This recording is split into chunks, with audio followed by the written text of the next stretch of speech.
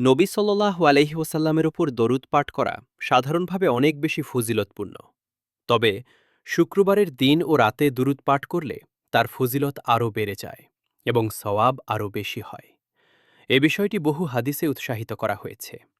হজরত আউস ইবনু আউস রাজিয়াল্লাহু আনহু হতে বর্ণিত, নবী সাল্লাল্লাহু আলাইহি ওয়াসাল্লাম বলেছেন, তোমাদের শ্রেষ্ঠ দিনের একটি হল জুমার দিন। সেদিন আমার উপর বেশি বেশি দুরুদ পাঠ করো, কারণ তোমাদের দুরুদ আমার কাছে পেশ করা হয়। সাহাবিগণ বললেন, হে আল্লাহর রাসূল, আপনার দুরুদ কিভাবে আপনার কাছে পেশ হবে?